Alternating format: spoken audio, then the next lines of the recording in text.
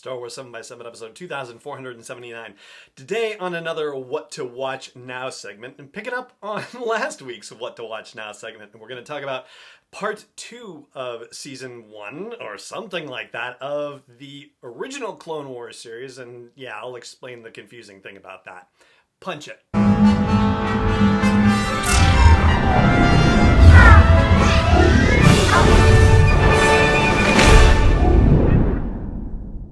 Hey Rebel Rouser, I'm Alan Voivod, and this is Star Wars 7x7, your daily dose of Star Wars joy. And thank you so much for joining me for it. So, the Clone Wars, or I should just say, as we've been joking about here on the show, Clone Wars, not the Clone Wars. So Star Wars: Clone Wars was the animated series developed by Gennady Tartakovsky, and it was supposed to hold people over while they were waiting for Revenge of the Sith to come out. So this was telling stories of the Clone Wars in between Attack of the Clones and Revenge of the Sith. It was the original series that told that story. And it was published in 3 seasons, but then when they were packaged together, season 1 and season 2 were combined into a volume 1, and then the 3rd season became volume 2 when they were put into DVDs and whatnot. But now on Disney Plus, where they've been released as part of the Star Wars Vintage series of storytelling, there's just 1 season listed on Disney Plus, and Volume 1 from Season 1 is Season 1 and Season 2 of the original. And Volume 2 from Season 1 on Disney Plus is Season 3 of the original. And so, Season 1 originally was 10 episodes, and Season 2 was 10 episodes. We actually talked in last week's installment about episodes 1 through 11 because that was sort of a more natural stopping point for things. And so today we're talking about the final 9 episodes. They're about 3 minutes each, with the exception of the last one, which is around 7 minutes or so. So it's episodes 12 through 20, which are basically the back half of that first volume of episodes on Disney Plus. And there are basically 3 stories that get told over the course of those episodes.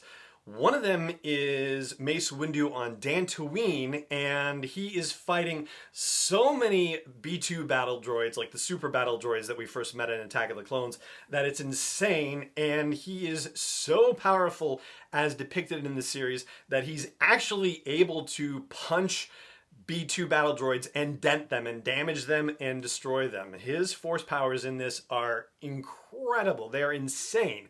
And most of the action centers around this enormous floating, almost sandcrawlery looking thing that shows up, which then has a giant piston that can slam down into the planet and create horrific, dust storms and, make Earth just fly all over the place and just absolutely obliterates the clones that are there, wipes out droids in its path. They don't care. And so Mace Windu has to destroy this thing. Then there are 3 episodes that focus on the planet Ilum, and we see Barriss Offee going through the ritual of getting her lightsaber crystal and working with Luminara Unduli to get it. And there's this interesting sort of mantra that Luminara chants as Barriss is putting her lightsaber together in the temple on Ilum. So the lightsaber blade is being put together, levitated through the Force, and Luminara says, "The crystal is the heart of the blade, the heart is the crystal of the Jedi is the crystal of the Force, and the Force is the blade of the heart." And I thought that was pretty cool, so I wanted to share it with you. Anyway, so it turns out that none other than the nefarious Count Dooku reveals the location of the Temple of Ilum to a bunch of droids that go to try to destroy the temple. Master Yoda senses this through the Force, and he's on a starship with Padme and Captain Typho, and he mind controls Typho into suggesting that they go on a side trip to Ilum. Padme's in she's on board with it already, and Typho is protesting, and so Yoda has to meddle with him basically. And so they end up on Ilum, and Yoda is able to deal with what needs to be dealt with. Padme has to go out into the snow and kill a couple of these droids as well. There's some slapstick comedy with 3PO involved in this because 3PO and R2-D2 are here. And then the third main story takes place on Yavin 4, which is where Asajj Ventress ran off to. So if you remember from last week when we were talking about this, or in case you haven't heard that episode, so somebody shows up on Mina List with the main story that's happening where the clones are trying to deal with the banking clan and problems that are going on there, and a mysterious ship shows up and starts shooting everything up, and Anakin disobeys orders and follows it off in hyperspace. Well, it turns out it was a trap! Surprise, surprise. And it's Asajj Ventress who has lured Anakin to Yavin 4 to try to destroy him. And as she says, his downfall will be her ascension, which is a pretty cool thing.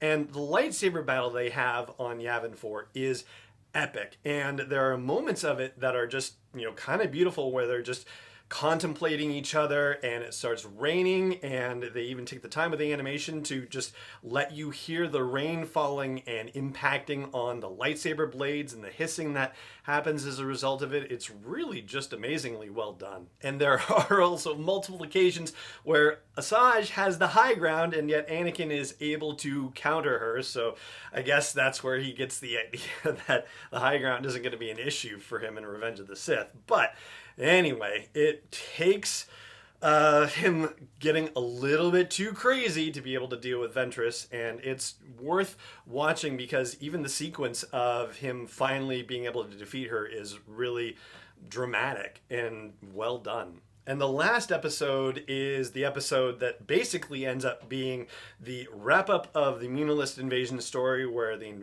dealing with that is a success. But then there is a distress call that comes in from a planet called Hypori, where a bunch of Jedi are suddenly facing a brand new droid general that they've never encountered before.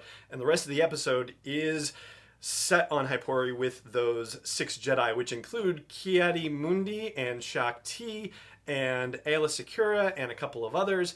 And this is the introduction of General Grievous for the first time. And the way that he's animated and the fighting style is so fluid and astounding that, man, if this was the first introduction to this character before we saw him in Revenge of the Sith, I mean, holy cow, that is a pretty amazing way to start. Although granted, what we saw him do in Revenge of the Sith and just what was even possible, I guess, at that point, that's, certainly not anything that could live up to what we saw in that Clone Wars series back in 2004. I think this would have been for when that was released. But yeah, it's amazing.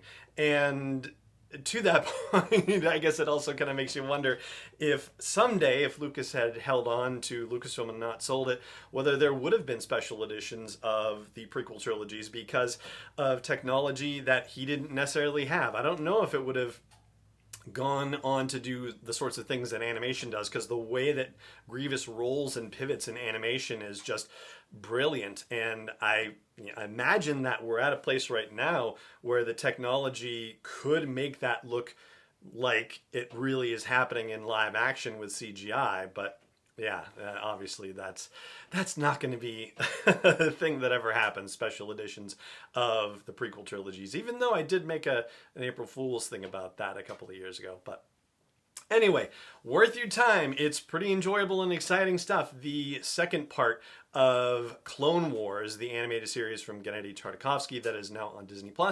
And that is going to do it for this episode of the show. It just remains for me to say thank you so much for joining me for it as always. And may the Force be with you, wherever in the world you may be. Star Wars 7x7 is not endorsed or sponsored yet by Lucasfilm Limited, Disney, or 20th Century Fox, and is intended for entertainment and information purposes only. Star Wars, the Star Wars logo, all names and pictures of Star Wars characters, vehicles, and any other Star Wars-related items are registered trademarks and/or copyrights of Lucasfilm Limited, or their respective trademark and copyright holders. May the Force be with them. All original content is copyright 2021 by Star Wars 7x7. We hope you love it.